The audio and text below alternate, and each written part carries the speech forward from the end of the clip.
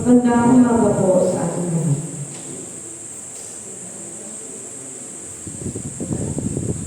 Magsitayo po tayo lahat.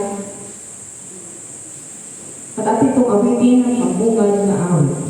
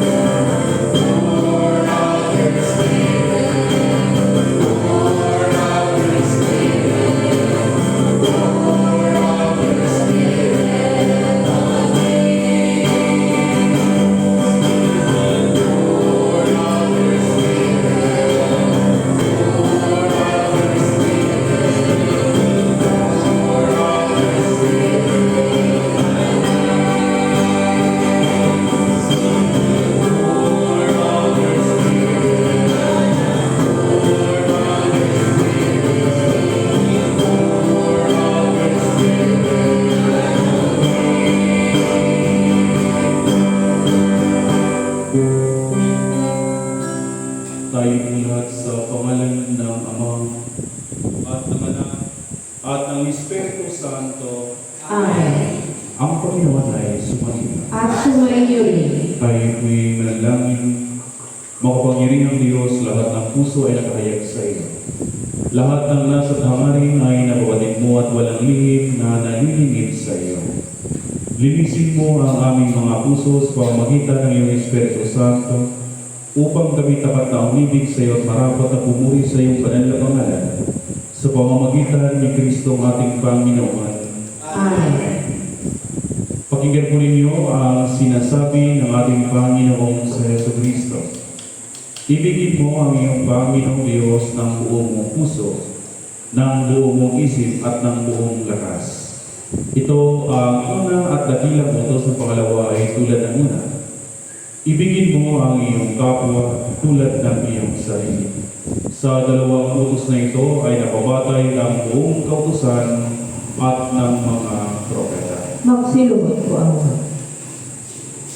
Sabay-sabay po nating pagsisihan ng ating mga pagkakasala sa Diyos at ganoon din po sa ating kapwa. Kami inumbisal sa iyo, Diyos, ng mga pangyarihan sa lahat ng mga sakto at sa isa't isa. Na kami nagkasala sa aming naisip, sa aming nasabi, sa aming mga nagawa at sa nakaligtaan namin gawin. At kay sarili namin gawin. Kaya isinasamo namin sa iyo, O Diyos, na kaawaan kami. At sa lahat ng santo, na ipanalangin kami sa iyo, Panginoong Diyos. Amen.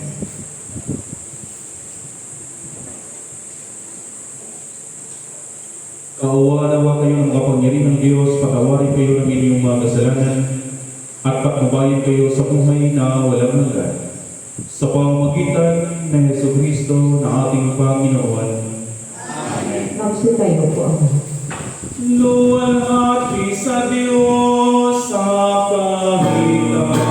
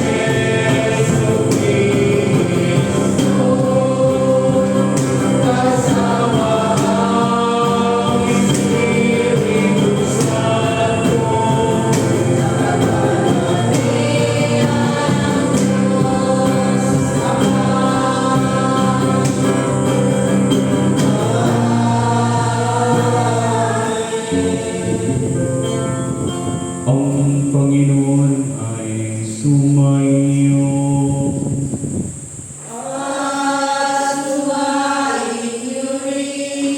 Tayo'y manalangin. Mapagpalang Ama, Ikaw ang nagbibigay sa amin ng lahat ng aming nakakamit. Naway makasunod kami sa iyong pinag-uutos na mahalin ka at makagawa ng kabutihan sa aming kapwa upang makamit namin ang buhay na walang hanggan.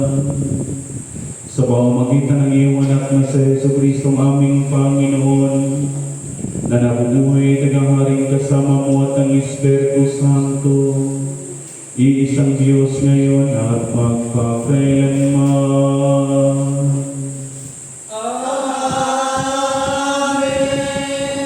Tayo na namin makapangyarihan at hanggang Diyos, kami pinagpapasalamat sa patuloy na pagkabay at pagkaloob mo sa amin sa isang pagandang niyaya ng buhay. Kung saan kami nagatipon para pasalamatan ka, ganoon din po sa aming mga kapatid na ngayon ay siriwang ng kanilang mga kaarawan, na sina Delphine Manalo Jr., Ken Andre Leal, Sherwin Labusta, Jobert Rianzares, Shea Andrea Leal, Bialing Medina, Carla May Morales, Clarita Candelaria, Mary Grace Mani, Melinda Balkan, at ganoon din po sa aming kapatid na si Noah Kerrian Ban Rianzares Ramirez. Nanawa o Diyos, patuloy mo nawa silang pagkalooban na marami pa nawang araw sa kanilang buhay. At naway patuloy mo nawang pagbabayan sila sa pamamagitan ng iyong Espiritu Santo upang tahakin nila ang landas tungo sa iyong kadakilaan.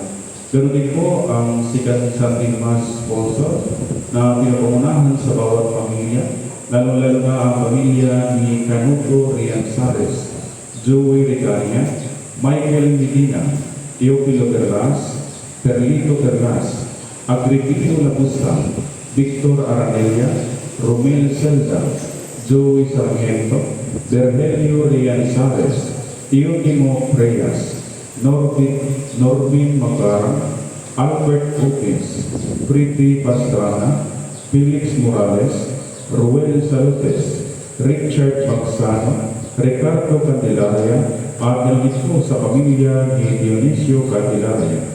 Nanawa o Diyos, patuloy mo nawa silang pagkalooban ng iyong pagpapalat biyaya, pero di po ang isang masaganang pamumuhay upang sa pamamagitan nila ay maiiyak iyong kadakilaan. At ang lahat ng ito ay sa pamamagitan na sa Kristo ang ating Panginoon. Amen. Tayo nalangin, O Diyos, na pununamawa sa aming pagtitipon dito ngayon. Amin pong idinagulog sa iyong harapan ang aming mga kapatid ng iyong mga karamdaman. Nanawa o Diyos, ibig mong aming panalangin na patuloy mo nawas ng pagkalooban lang ng malakas at matibay na pananampalataya sa iyo. Ganoon din po ang kanilang patuloy na pagaling, lalo-lalo na sa aming mga kapatid na sina Maylin Villavicencio, Rodi Saludes, at ganoon din po sa aming kapatid na si Father Edwin Luto. At ang lahat ng ito ay sumagitan na sa Kristo ang aming Panginoon. Amen. Magsiupo po muna sa ating pakinggan ng mga pagbasa. Ating sa pakinggan ng unang pagbasa.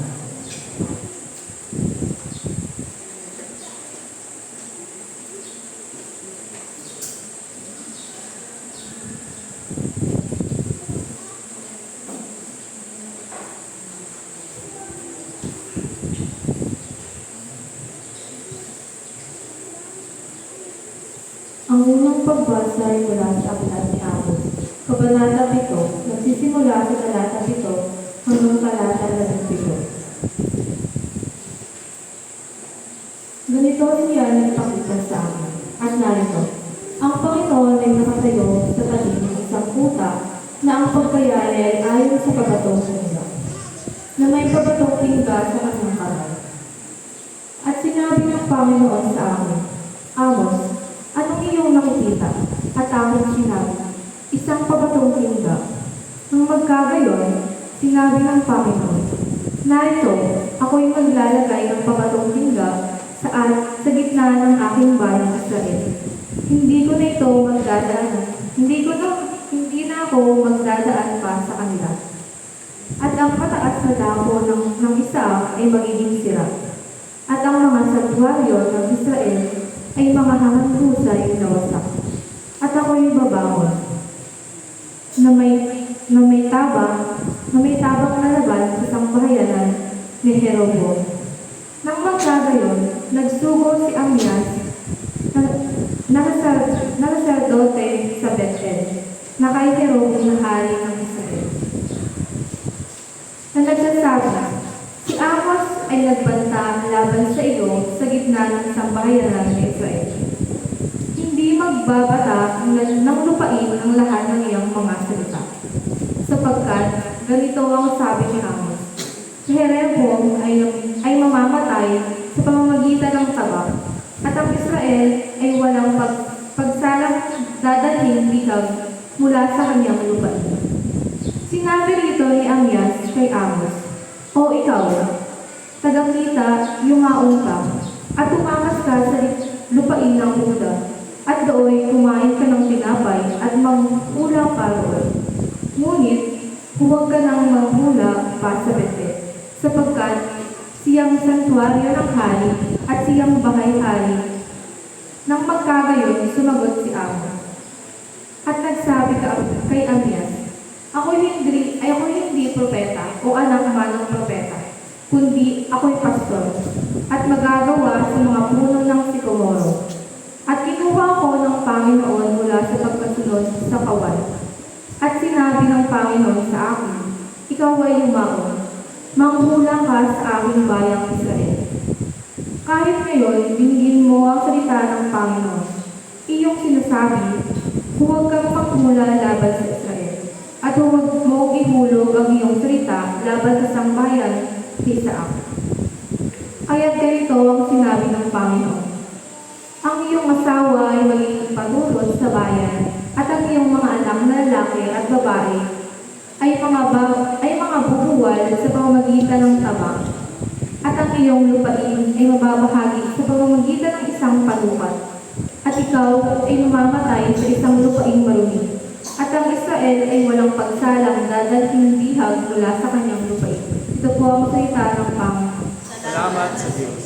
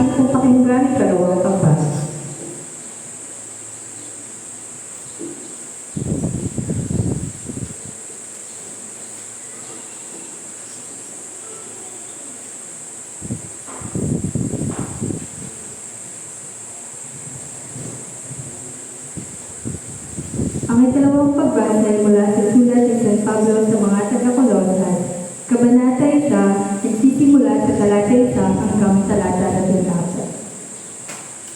Si Pablo na apostol ni Jesucristo sa pamamagitan ng kalooban ng Diyos at ang kapatid natin si Timoteo sa mga banal at tapat na mga kapatid kay Kristo na nangasa sa Colosas. Sumainyo nawa ang biyaya at kapayapaan mula sa Diyos na ating Ama. Nagpapasalamat kami sa Diyos na Ama ng ating Panginoong Jesucristo na kayo laging idinadalangin. Nang nabalitaan namin ng inyong pananampalataya kay Kristo Jesus at ang pag-ibig ninyo sa lahat ng mga banal, dahil sa pag-asa na natataan para sa inyo sa langit, na nang una ay inyong narinig sa salita ng katotohanan ng Ebanghelyo, na ito'y dumating sa inyo, gayon din naman kung paano sa buong sanglibutan, na namumunga at lumalaganap, kaya rin naman sa inyo, mula ng araw na inyong marinig at maalaman ang biyaya ng Diyos sa katotohanan. Ayon sa inyong natutuhan kay Epaphras, na aming minamahal na kasamang lingkod, na isang tapat na ministro ni Kristo sa ganang atin, na siya rin namang sa amin ay nagbalita ng inyong pag-ibig sa Espiritu. Dahil dito ay kami naman, mula ng araw na aming marinig ito, ay hindi kami nagsisitigil ng panalangin at ng paghingi ng patungkol sa inyo, upang kayo'y puspusin ng kaalaman ng kanyang kalooban, sa buong kaluluman at pagkaunawa ayon sa Espiritu, upang kayo'y magsilakad ng nararapat sa Panginoon sa buong may kalulugod niya at magsipamunga sa bawat gawang mabuti at magsilago sa kaalaman ng Diyos. Nang kayo'y palakasin ng buong kapangyarihan ayon sa kalakasan ng kanyang kalwalhatian sa buong pagtitiis at pagpapanimukod na mahigalak, na nagpapasalamat sa Ama na nagpaging dapat sa atin upang makabahagi sa mana ng mga banal sa kaliwanagan, na siyang nagligtas sa atin sa kapangyarihan ng kadiliman at naglipat sa atin sa kaharian ng anak ng kanyang pag-ibig, na siyang kinaroroonan ng ating katubusan, na siyang kapatawaran ng ating mga kasalanan. Ito po ang salita ng Panginoon.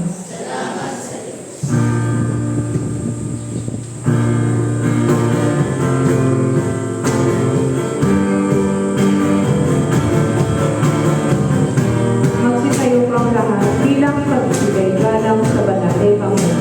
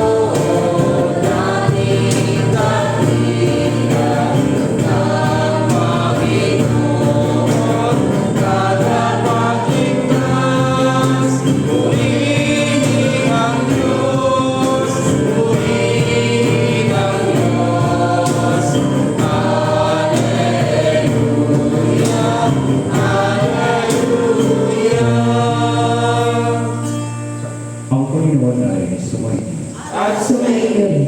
Ang mabuting balita ng ating Panginoong sa Jesucristo ayon kay San Lucas sa Kabanata 10, nagsisimula sa talata 25 hanggang talata 37. Luwalhati sa iyo, Panginoong Jesucristo.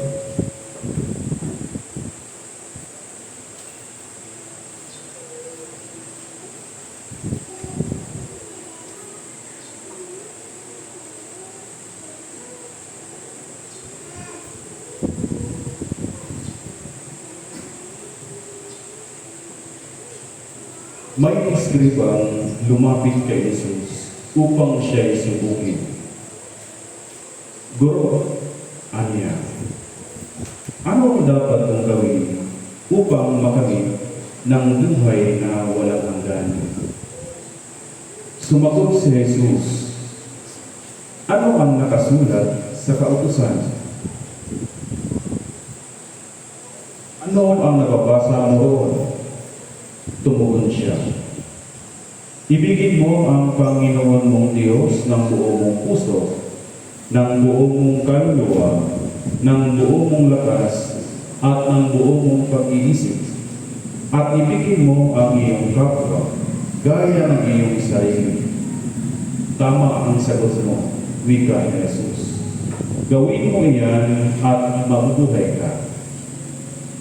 Sa hangad ng iskriba na huwag siyang lumabas na kahiya-hiya, tinanong niya ulit si Jesus, sino naman ang aking kapwa? Sumagot si Jesus, may isang taong naglalakbay buhat sa Jerusalem patungong Jericho. Hinarang siya ng mga tulisan, kinuha pati damit sa katawan. Binugbog at halos patay na ng iwan. Nagkataong dumaan doon ang isang saserdote. At pagkakita sa taong nakahandusay, siya'y lumihis at nagpatuloy sa kanyang lakad. Dumaan din ang isang Levita, ngunit tiningnan lamang niya ito at nagpatuloy ng kanyang lakad.